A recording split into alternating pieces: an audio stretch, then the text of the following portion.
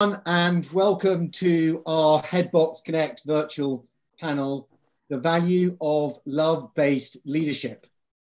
My name is Andrew Needham and I'm the CEO and founder of Headbox. As many of you know, we're on a mission to reinvent the global events industry through humankind event tech. That's a combination of our AI-powered software and outstanding customer service and events expertise. But we believe that you cannot reinvent a category without bringing the learnings from the outside world into what we are doing day to day in our industry. So Headbox Connect is our events program that brings together people from different sectors, roles and backgrounds, from the likes of entrepreneurs, technologists and scientists, to business leaders, futurists, journalists, architects, and today, some of those and authors. And the point of this is to bring their experiences as well as their ideas and skills to help us deliver positive change in our own industry and in our day-to-day roles. So whatever you're into, you'll leave a Headbox Connect event feeling inspired. Now, I'm delighted to be joined today by our panelists, particularly by Yetunde Hoffman, who recently published her amazing book.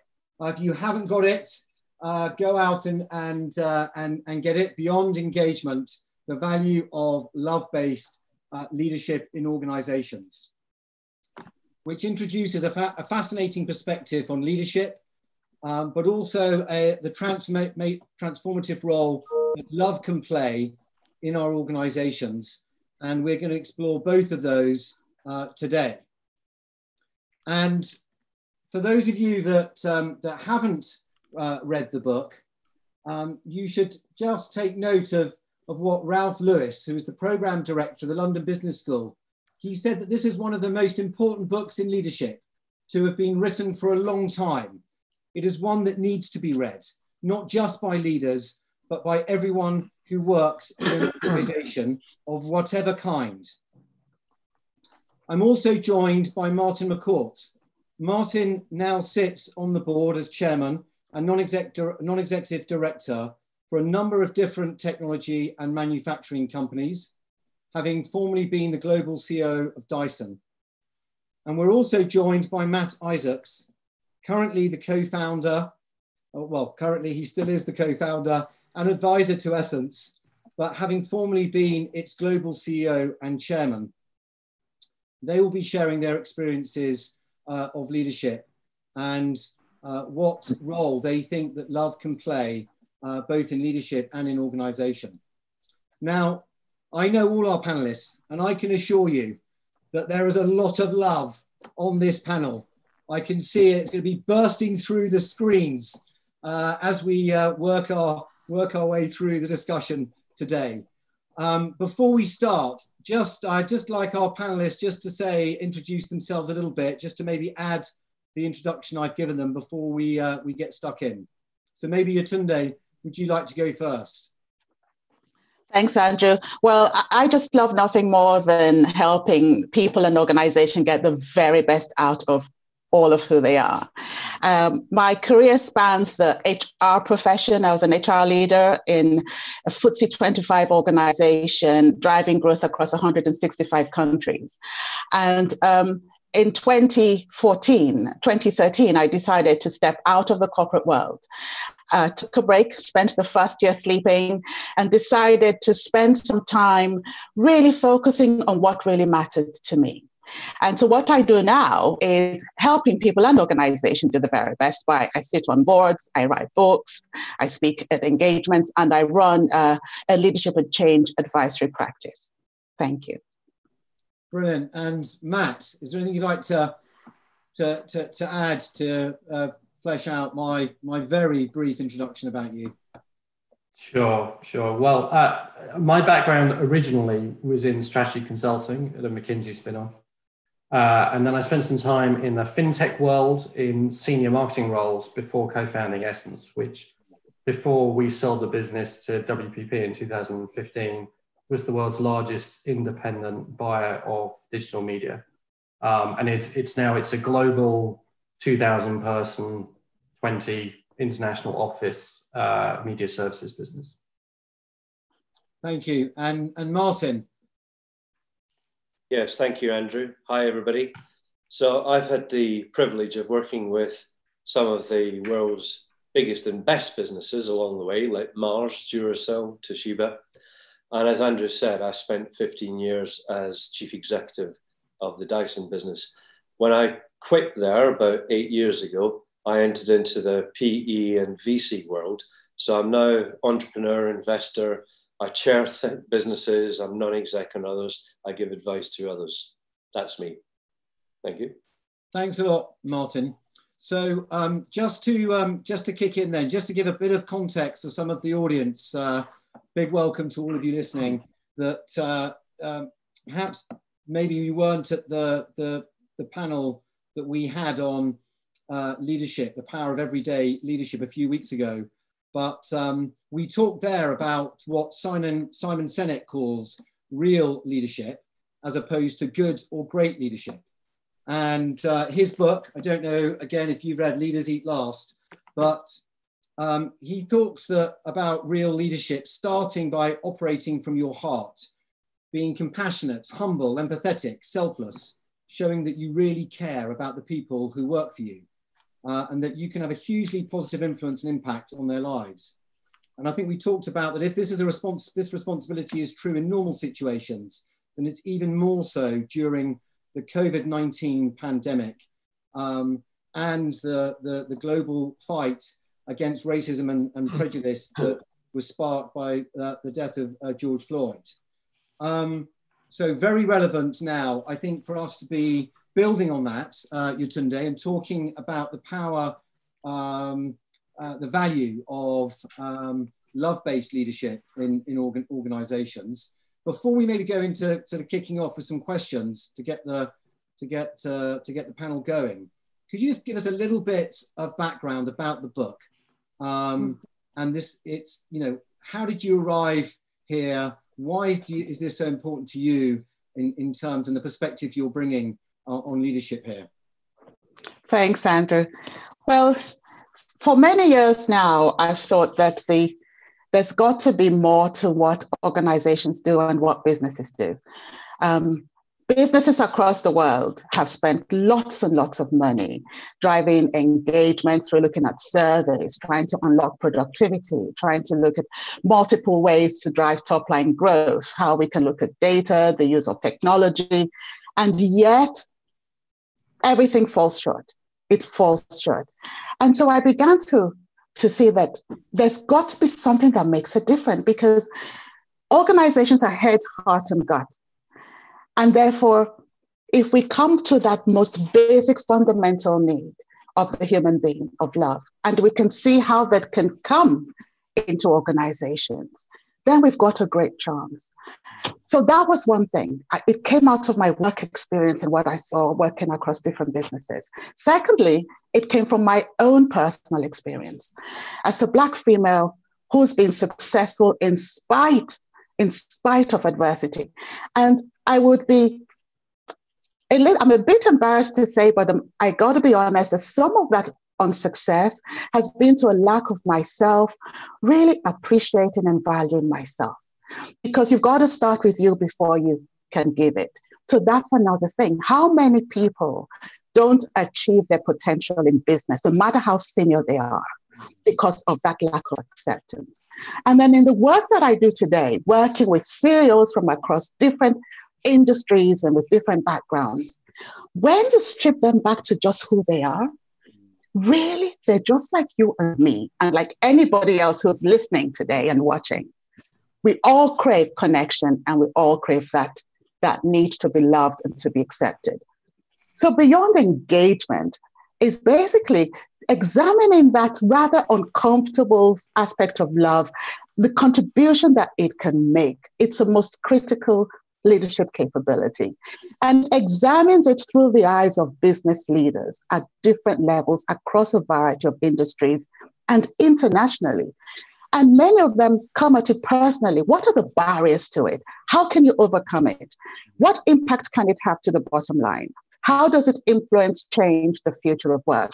And then, of course, they examine what it is that they can do to bring it back into their organization. And the book also provides tools and processes and models, practical ways in which it can be applied.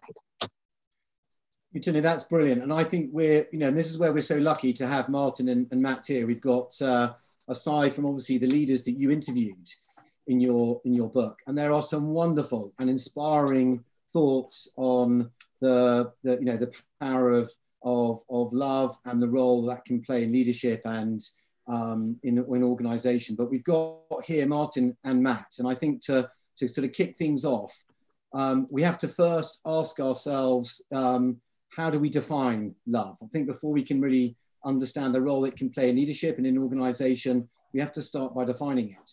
So I'm going to ask maybe Martin for you to go first on this. How would you define love?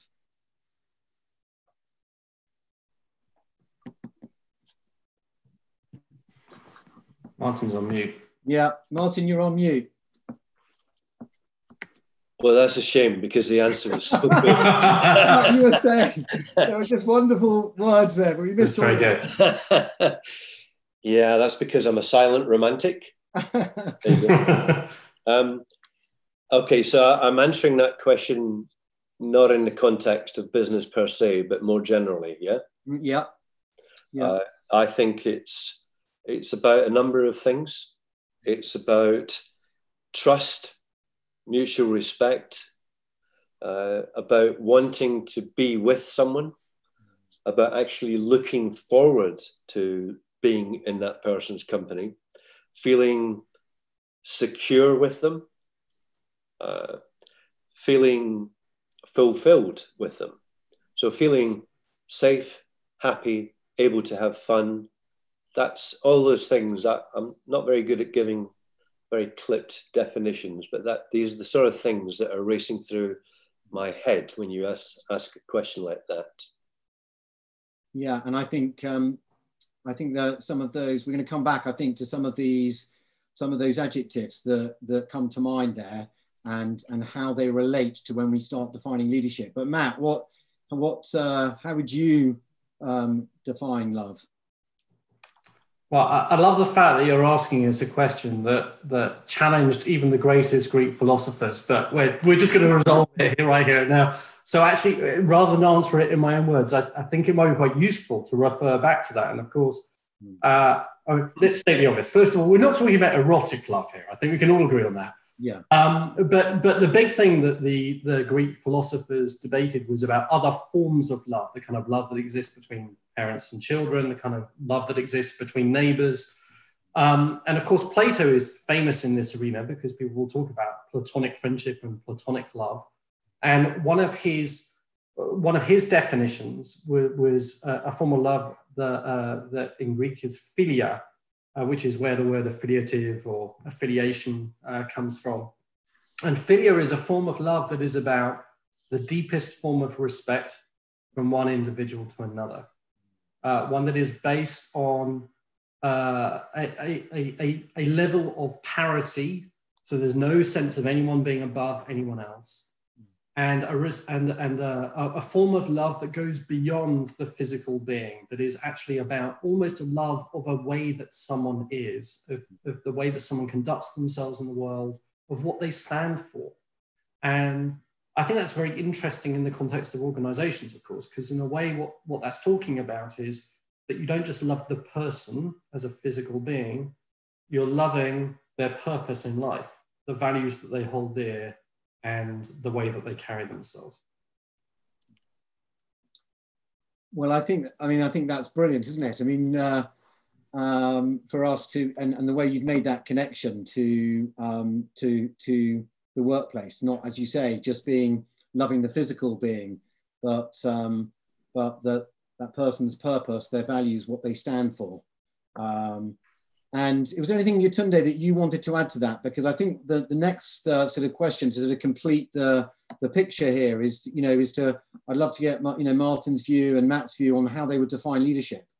Yes. Because then I think we can get stuck into the role that we think that leadership, love has to play in leadership and in the organization. But there's anything that you would add quickly to that? Absolutely. And I would just say that just listening to Martin and Matt, you can see and get a taste of how sometimes it can be very personal and it can be based by your interest and so on. And therefore, it's not the reason why organizations shouldn't examine it.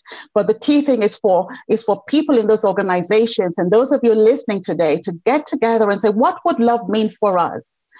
And how would we define it collectively?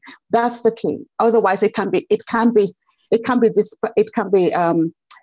more complex, and it can be difficult to get our heads around it because it's not easy. But if you come together and you collectively examine and decide what it means, that's the great place to start. Great. Well, look, I think that that's a great sort of addition, I think, to what. To what Matt's just said, and as you say, bringing it from not just our individual view of how we define love, but how would we collectively do that, particularly when we talk about organizations. But I think just going back to you, Martin, if we now think about defining leadership, what are the things, what does leadership mean to you from both your own perspective and maybe other leaders that you've worked with in all the companies that you touched on in your experience? Sure, and a huge subject, isn't it? Leadership. Yes. So much has been written about it, and I would like to think that I haven't just studied it, that I've been an active practitioner in leadership for many years, and for me, if leadership is effective, then it results in displacing an amount of resource, people and other less tangible resources in a certain direction with a very effective productivity or output. So how does that happen? Because there is absolutely no doubt that some people do this so much better than others. And some of the cleverest people that you find in business are utterly inept when it comes to leading people effectively. And then some of the people maybe that you find that are more ordinary and perhaps less academically endowed are quite brilliant at it. I think that a really good leader is somebody who has that inspiring impact on those that they are leading. Now, how on earth do you inspire people? Well, it's got to be something to do with who you are as a person, the amount of respect that they have for you, for your values, the clarity with how you communicate, the sensitivity, the way that you make them feel, that you actually do take them along on a journey with you, that they're not afraid of you. 1970s, 1980s style management by fear was really hot news, wasn't it? I'm sure before then too, but it isn't anymore. It's well out of vogue. I think inspirational leaders, whether they be military leaders, politicians, there are a few, business people, church leaders, whoever they are people who are listened to, who are believed, who are trusted, and then hopefully go on to demonstrate that was valued, that by placing that trust and emotion in the leader, that the leader delivers. It was all worthwhile. So I think those, Andy, are some of my attributes of leadership. That's really interesting, Martin. And I think we'll circle back quickly and connect then how that links to your interpretation of love, because some of the, you referred to the word trust a lot, and I think that when we looked at people's evaluation or definition of love and the role that trust plays, trusting the person you love, and the feeling of trust that is bestowed on you as someone that is loved, I think is important. But Matt, just before we maybe come back to that, Matt, was there anything, were there things that you wanted to add in terms of your definition of leadership, in terms of those leadership attributes?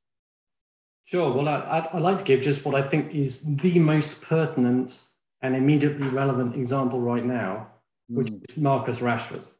Marcus Rashford has just demonstrated the most extraordinary act of leadership in this country. And let's be clear, it's not about being the boss. He didn't go to Ole Gunnar Solskjaer and ask how he was going to actually get the free school lunch vouchers extended over the summer. It was something he did himself. He's a young man. It was clearly very personal. He brought him his whole self, if you like, to that particular debate.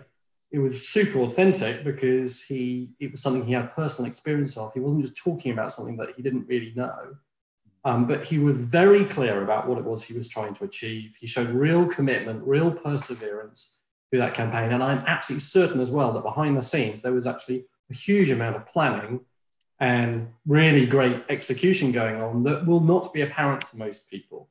And all of those are needed in terms of being effective leaders, in my experience. But I love it as an example because people might say, oh, but he's not a leader. He's not the captain. He's not the manager. Yes. I'm like, but he is. That is absolutely my definition of leadership. And one of the things, obviously both Martin and I have got experience of being, if you like, the more traditional definition of a leader within organizations, and that we have both been CEOs and chairmen, etc. But the reality is that there are lots and lots of leaders in organizations. And sometimes the most influential are not even in managerial positions. And I think this is a really, really important thing to remember, that leadership is not about titles, and it's not even about roles. It's about the way that you behave in the world.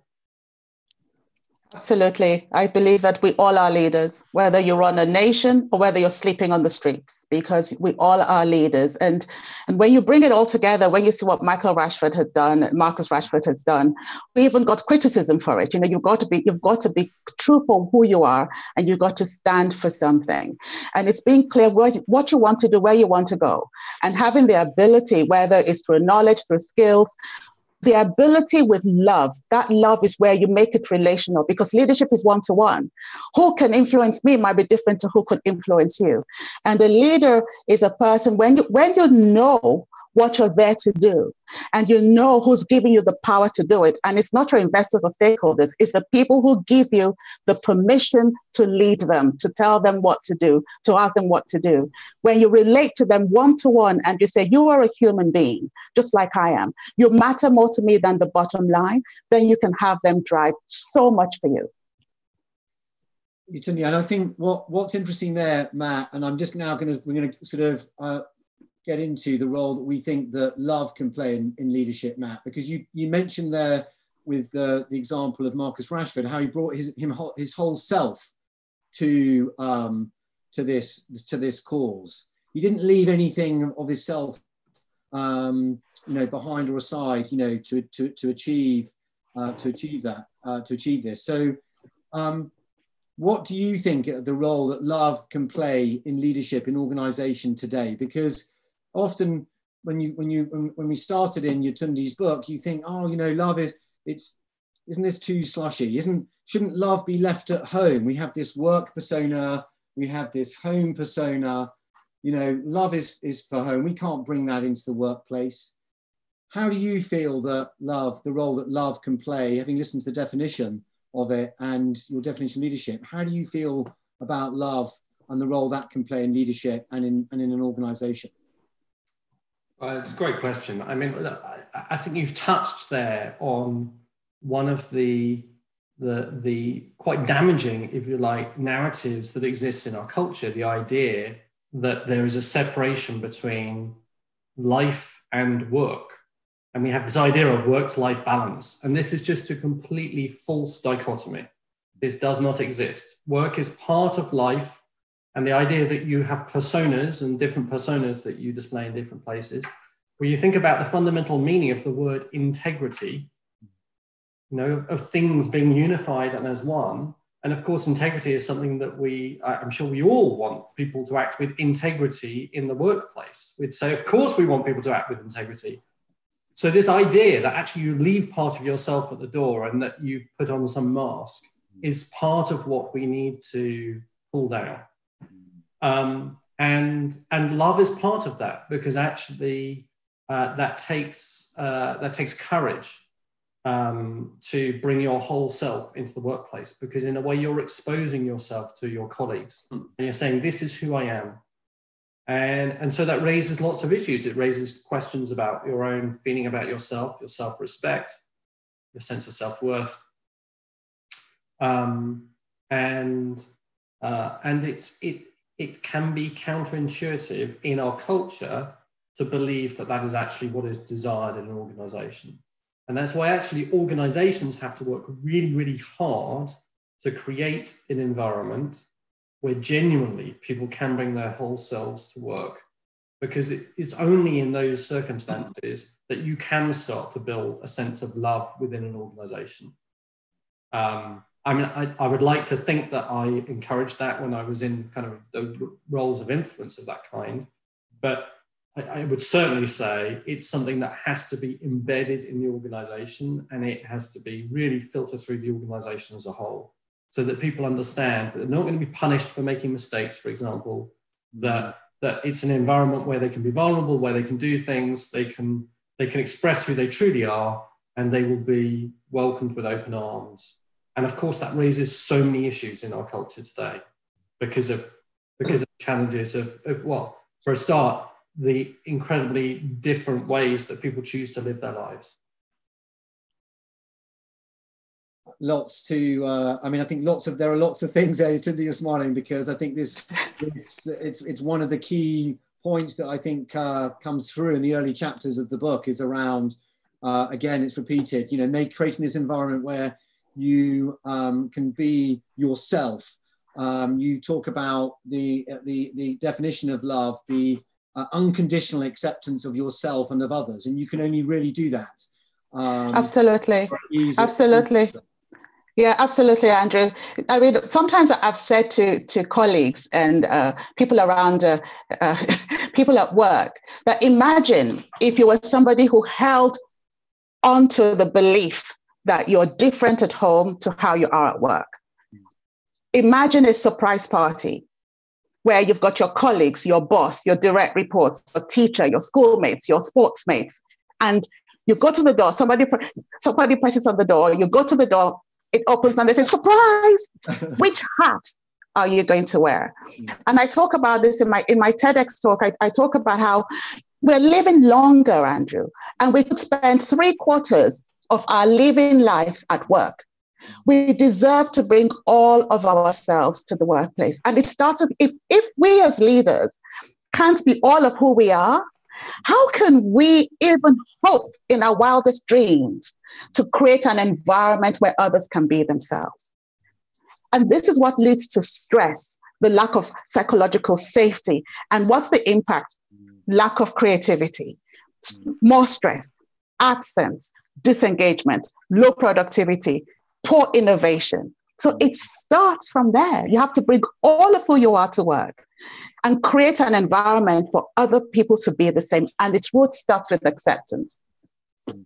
And Martin, you talked, in your definition of love, you talked about this feeling of safety, of security. And I think that it's when you read, when you read Yetunde's book, but also when you look at, what Simon Sinek talks a lot about, is that the role of leader, a very important part of leadership, is creating that environment of security, of safety. Because if you do that, you bring happiness, flows from that. So what would you say in terms of the role then, to build on that and the role that love could play in leadership? Well, firstly, the security, safety I'm referring to isn't as in my job is completely safe and I'm going to have a job forever. It's more that I am going to place my trust as a member of this team in this leader because I believe in them. I believe in the direction that they wish to take. I feel inspired by the way they're treating me. I feel a strong sense of mutual respect. I want to be here. It's that kind of safety and security. And when I met Yetunde, by the way, probably like a lot of people would react as business people, I found the concept of love quite tricky in the context of leadership in business. But that didn't bother me. It made me smile, really. And it made me all the more willing to have the conversation with you, Tunde, because I thought, well, that's interesting. That's really quite off the wall. Because as I've gone through my 40 plus year career, I've collected many, many, many more examples of poor leadership than I have good leadership.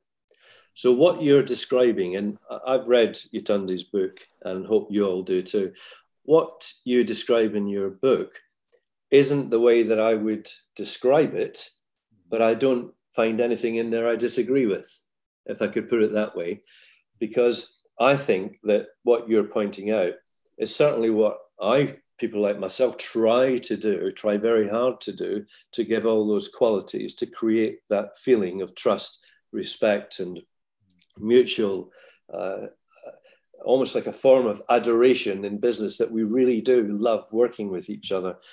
But I had never considered giving it that label before. And I mean, Andy, I know you've asked me before, are there particular leaders who inspire you? And I'm sure Yetunde, we discussed that. And my stock reply has been always, and continues to be, that I actually have been more inspired by those who are very poor at it. And I've had I've had the opportunity to work with many, many of those who I won't mention by name. That would be very unfair. Sure. But this is a way we learn, isn't it? We learn if we want to get better at tennis or golf, and we've got some professional coaching, part of the coaching is focusing on what it is we're doing wrong. And part of it is to focus on emphasizing and developing what it is we do right. So I think there's a lot of interesting stuff in here. If everybody was to approach their attitude towards business in the way that Yetunde is describing, business would be a very different place. And Matt, to your point, that work-life balance, unfortunately, there are lots and lots of people who go to work and they do adopt a different role to the role they have at home. They just do. And maybe that can change over time with better leadership, but they just do. So much so that partners will say to their work partners at home, they'll say, hang on, who do you think you're talking to? You're not at work now, right? And that's because I think the Americans called it meta language, that we will tend to say, so Andy's got his kids and he's all ready to take them on a picnic. And he will say to them, okay, family, we're going to approach a picnic here today. Let's first of all look at what are we trying to achieve from this picnic, right? Because he slipped into, in meta language style, the way he might tend to communicate at work. So unfortunately, artificial or otherwise, there is this divide. It's very hard for people at all levels in an organization to communicate in a natural, totally natural way, to just be themselves. But a good leader spots that, I think, and actually succeeds in getting the very best out of each and every person, helps them on that journey. Andrea, I just want to say something very quickly. One, I'm going to embarrass Martin a little bit, because I didn't know Martin before I did the book. Yes. And I asked one of the leaders, who I won't say their name because I know we have an audience. I said, I want to interview somebody outside of the immediate network that we have. And who would you describe as someone who's really, really inspired you personally? And he said, Martin. And I had to meet Martin. And it was one of the most enjoyable, most rewarding, very personal interviews I conducted, and it actually influenced me in a lot of what I wrote in the book. Now, the second thing I want to say is that because in business, we tend to lead with our positions and we lead with our roles. But the reality, Andrew, is that we relate as human. And so the language of human is part of what needs to come back into the workplace, because it reflects who we are. And that's what actually allows people to be themselves. Language around kindness is already creeping back in. Trust has come in quite a bit because, hey, we see all the carnage of lots of organizations across the world. This has allowed the language of trust to come back in. But what I'm also hearing is the language of forgiveness, particularly when in times of change. And you guys, you work in the world of technology. And so the ability for your people to feel psychologically safe, you must use your ideation and your innovation to bring the language of human back into the workplace. Language around being helpful, language about being kind, language about being forgiving. That kind of language needs to come back in. And those are indicators of love. And I think the we know that from what you've from a number of the things that from a number of the stories I think that you touch on from the contributors that you interviewed, how that comes to life in terms of the different organisations that that your interviewees are involved in or are running. That comes through, I think, very, very strongly. In terms of, I just want to explore some of the barriers as well as, so why the really positive things that the capability of love can bring to leadership and organisation, but also some of these barriers. So if we look at some of the barriers first, because Martin, you touched on this initial concept of the L word, the love word and leadership, was something that you thought quite left field could be a barrier. But we also talked on, you talked about Yetunde, the role that data is increasingly playing in informing decisions. Data being the antithesis to emotion. Don't make decisions based on your heart. Don't operate with your heart. Operate based on data. You talk about the challenge that around performance. What happens if people in the organization just aren't performing well, and therefore they can no longer be in the organization, but because the performance is poor. We talk about this focus on profits and shareholder value and this drive to achieve results. Really, can love exist, coexist in those and deal with those barriers we've just mentioned? I'd love to get your view on that, and Matt and Martin.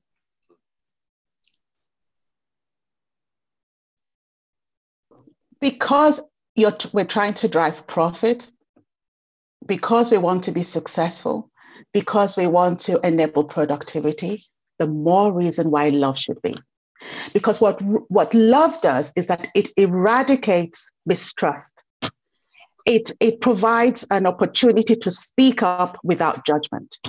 It enables decisions to be made faster. I've sat around meetings and business reviews that the junior people in the team have spent hours and hours and hours preparing for. And they get to the board meeting and the executives have said, we gave you an hour to be here, but can you make it 20 minutes? What does that say? We don't value you. And then they present their case forward, and then the executives round the table then say, well, not so sure. We're going to give you some feedback. And the feedback has no content, no structure. So if we really want to drive something, we've got to appreciate that we're human. And the concept of my success is your success is what is actually going to lead to extraordinary results. It's really that is what really matters. So love actually is what is the key. It's that key that will unlock productivity, performance, bottom line. And we even see, Andrew, increasingly the private equity world is saying we're not going to invest in organizations without purpose, and so on. And it's beginning to emerge. Matt, what would you add to that, both in terms of those barriers that I mentioned, but also Yetunde's answer to that love unlocks, as you say, productivity, health and well-being, the sense of purpose, all of those things that I think are essential to creating a successful organisation. Well, I mean, firstly, I totally agree. I mean, without a shadow of a doubt, if you just think of what it means to love and the sense that you have in yourself when you feel loved, that that operating from that place is going to be a much more effective place than if you are feeling unloved, because feeling unloved tends to create stress and strains, and at a physiological level, we have a response to that. And that includes, by the way, if you feel unloved by yourself, if you're not able to love yourself. So first thing to say is I totally agree. But I thought, given my background, maybe I should also make a comment just about data. Because Essence was an organization that partly built artificial intelligence systems and processed enormous amounts of data. And, there's some concerns, certainly amongst some people, about artificial intelligence, that maybe in the future we'll hand over control to computers and they'll be much more intelligent than us, and that will be a kind of loss of control. Amongst those that actually work with artificial intelligence, there's a different concern. The concern is that we've already handed over control to the computers, and they're much more stupid than us. Because the truth is actually that, if you like, the algorithms, yes, they can interpret certain amounts of information, but they can only interpret the information we've given them. But much more importantly, they do not have the capacity to interpret emotions, although that's something that may come in time, but they certainly don't have the capacity to love. And so I would say undoubtedly the right solution for organizations is hybrid, is to combine using data with using human potential and marrying the two in powerful ways. And data can be very dangerous when people basically cede control. So people say the only thing that's important is the metric. And even more so if they just, they settle on a single metric, whatever that may be. And to some extent, we've done that, right? We've settled on profit or shareholder value or something associated in that space as being the only metric that's important. And the truth is we live in a much more complex world than that. And one of the things we need to bring as leaders is the capacity to say, do you know what? It's much more grey than that. We have a basket of metrics that are all important. And some of them will include things like profit and shareholder value, but some of them are going to include whether or not we're treating each other really well as human beings. And that's really important as well. So Matt, it sounds very, very similar to Humankind Event Tech, which is our value proposition at Headbox, that combination of AI-powered tech and the human touch, and that sort of blended approach, which we're trying to deliver for events. Sorry, could not avoid saying that because of what you just said there. Martin, I saw you sort of nodding along there. Was there anything that you wanted to add in terms of the role that love can play in leadership in an organization to overcome some of those obvious barriers that we've touched on? And I think we've just had a question in we're starting to see some questions coming in from the audience, and they've raised this one around conflict. How does the love-based leadership deal with conflict? This concept of tough love. But maybe pick that up, Martin, and anything else that from you Tunde, and what Matt has said. Well, conflict or even achievement of profit goals or any form of goals or shareholder value, and going about running the organization in the correct way, love-based, are not mutually exclusive. Of course not. And I agree with what Tunde said. I think if anything, something has to unite a team. There's got to be a united purpose, hasn't there? And that united purpose might be one of those goals or resolving or whatever it is. So if you think of it in military terms, we are united by, we're going into battle tomorrow morning, we're going over the top, we're united in that. That is the glue that will help the leader and hold that entire team together if they go about managing the team in the right way. Let me give you an example of how I've seen it done in a way that doesn't produce the right result. Some of the consultancy work I do is very much about how to get more out of teams, or how to develop more ideas, creativity, innovation. And I was looking at a very large consultancy firm a while ago, very good company, very well-credited company, but the senior partners were making the observation that they felt they were losing their way and that others were innovating at a faster rate than they were. They weren't coming up with ideas. And when I dug into it a little bit, what became obvious was one or two things. First of all, they had effectively gridlocked their organization unintentionally because of the way they were running things.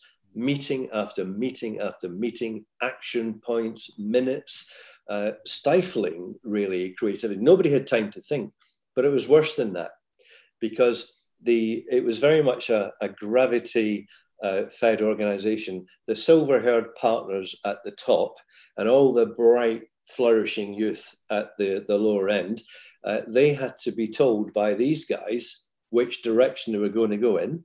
And they would hear from above, that's not how we do things here.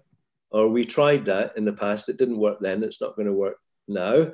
Or that's counterculture for here. Or I've been in this business for 25 years, let me tell you. So I met some of these youngsters. By the way, I gave them a code to crack that comment from senior people. If senior people say to you, let me tell you, I've been in this business for 25 years, that's not what they mean. What they mean is, I have been in this business for 25 years, but I've only got about 18 months worth of knowledge and experience and value to bring to bear. That's what they really mean. So the point really was that they had to get ideas to flow. And that is part of the freedom of encouraging people to feel like really they are part of this team. You've got to drop all the barriers. People have got to feel so safe that they can say something so stupid, if needs be, that anything they say will be valued just as much as if it's a guy who's been here forever who said it.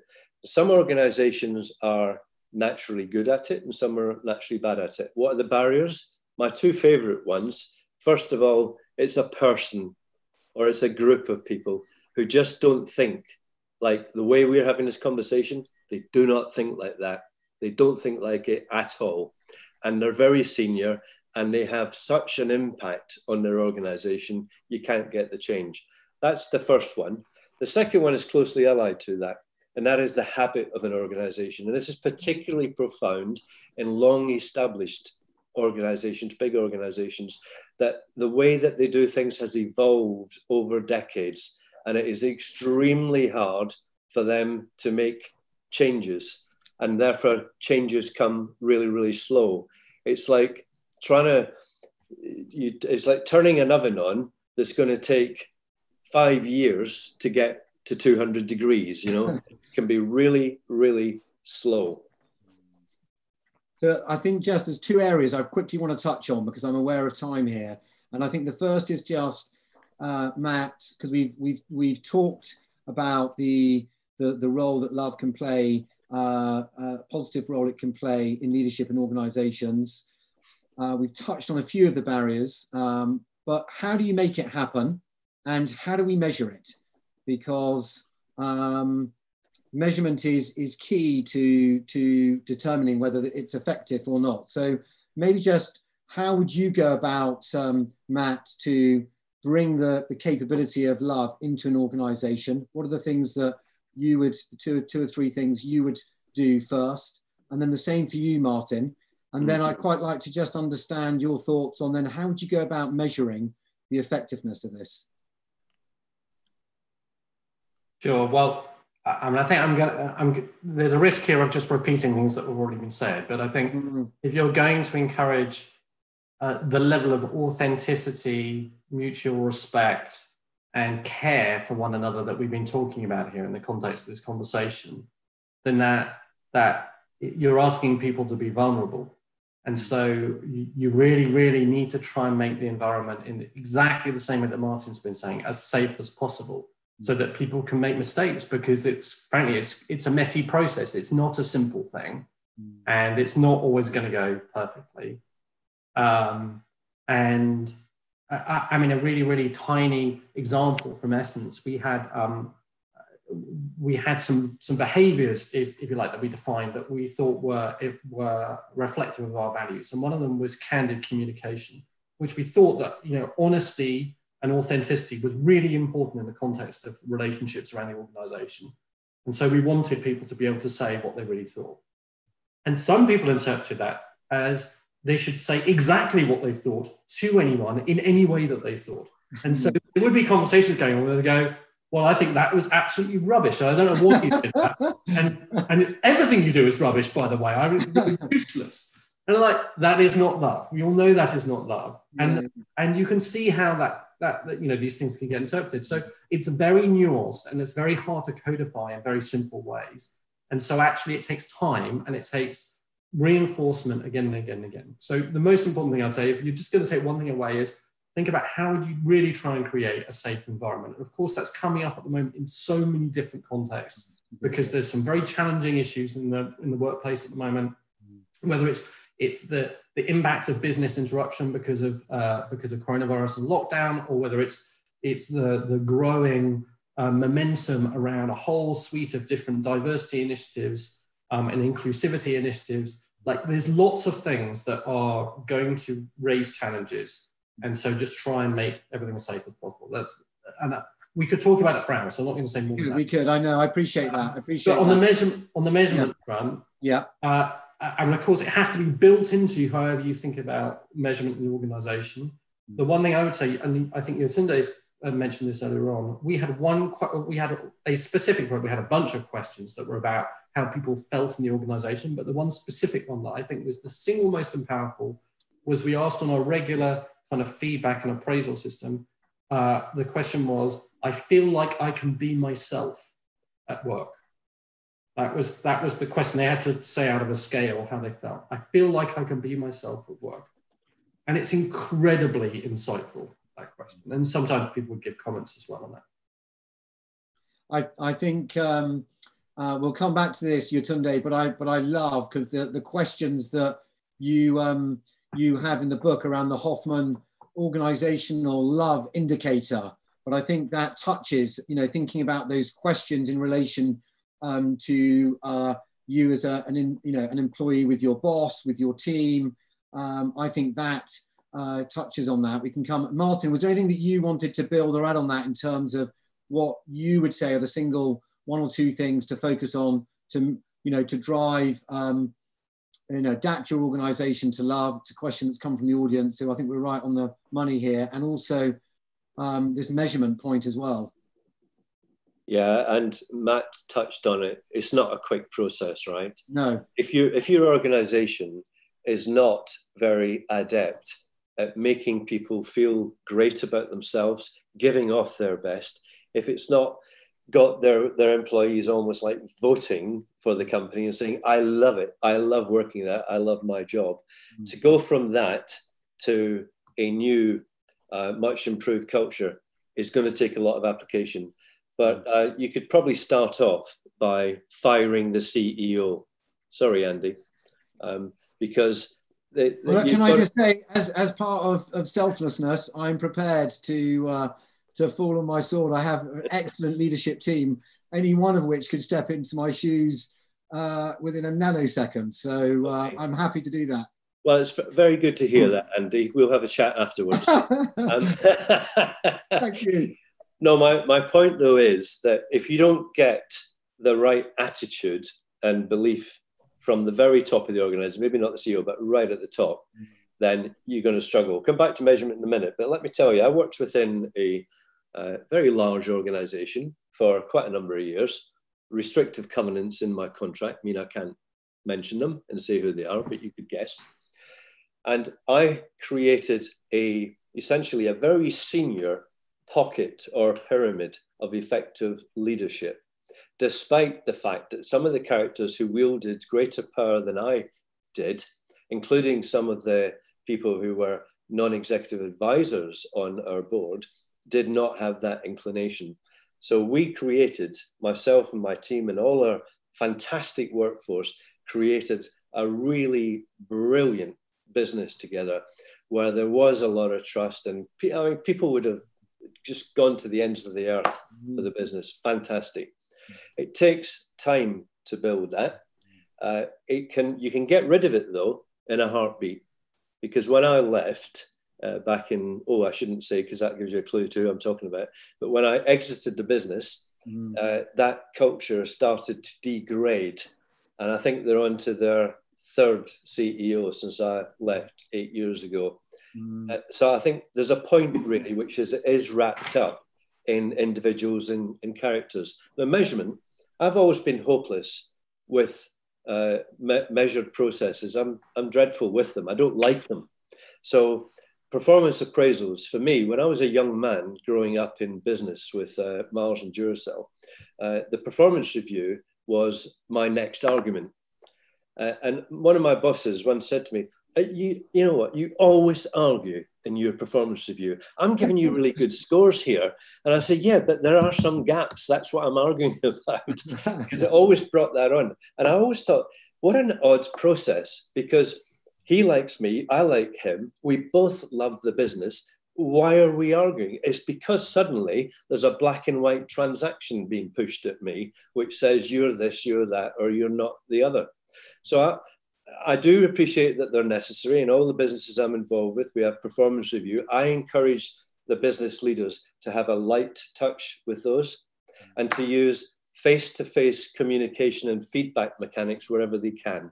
So at Dyson, for example, I launched a thing called My Turn, where any employee in any part of the world for Dyson could book a 5 or 10 minute slot with me every month, like a surgery, and they could be on the record or off the record, and they could just make a point, or they could bring me a cookie from the cafe, or they could make a complaint, whatever. Encourage, face-to-face communication, humanize the team. We also used to have what we call cafe briefings, because they started off in the cafe, but then as we ended up with thousands of people, we still called them cafe briefings. And we used to present for 10 or 15 minutes an update on the business and get a chat going with 300 people in the room. But the trick was, it wasn't the bosses who were delivering the message. It was our people. And we selected people and we coached them and helped them and produced their visuals for them. They loved it and their colleagues loved it. You humanize it. That would be my point. I think there's a lovely quote, Yetunde, I know, but in the book, where it says, in a world where 80% of the value of organizations are intangible, what does that mean? It means that it's the ideas that come out of people's heads. So therefore, creating spaces where human beings can flourish becomes the prerequisite for an organization that's going to perform in the long run. And I thought that really hit me between the eyes. 80% is intangible. It's about our people and the love and care we give to our people. So they love what they do. They love the people that they do things with, and creating that environment, I think is key. Yetunde, is there any we've only got a couple more minutes. Okay. Is there any you just wanted to say, maybe in 1 minute, just before I round things up, okay, we close off? No, I think Martin and Andrew, you said it just so beautifully. If we had more time, we could elaborate. But I just want to say, without love, you can't have inclusion. You cannot have diversity. Without love-based leadership, data tells you nonsense. But when you combine love-based leadership with data and AI, the opportunity to create effective, long-lasting change in the world is awesome. So I think that you're in an industry as well. Martin talked about it face-to-face, that science will tell you that as human beings, we're relational. And if we love each other, we've got to find the ways to get sorted with this COVID, to create the platform for people to meet again, because it will contribute to well-being. So thank you, Andrew. We could say much more, but I believe that love is the answer, the only key. And you know what? I cannot wait to see all three of you, to give you a big hug and to meet face to face. I know that all our audience that are listening, we're in the meetings and events industry, cannot wait to get back to seeing each other face to face and sharing that love. I just want to leave us with one quote from the managing director. I don't know if I've spelled, John Mangan is, I don't know if I've said his name correctly. Mangan, John Mangan, who is the managing director of the luxury division of L'Oreal. And he said his sort of whole focus for him, and it was something that really hit me. Many things matter, but above all, what really matters is love. In the end, that's it. When you strip everything away, love is what really makes us go forward, and also what makes us go upward. And it's what carries us. And I think on that note, we are bang on 3 o'clock. Thank you so much, Yetunde, Thank you. for coming on the panel, for sharing your wonderful book. Thank you, Matt. Thank you, Martin, for sharing your experiences and bringing your definitions of love and leadership and what that means to organizations. I've learned a huge amount, and I'm sure our audience have as well. And get the book, everyone. And we've literally only just touched the surface of this, but let's go forth and maximize love in our organizations. Thank you, everyone. Thank you. Thank you so much. Thank you. Bye.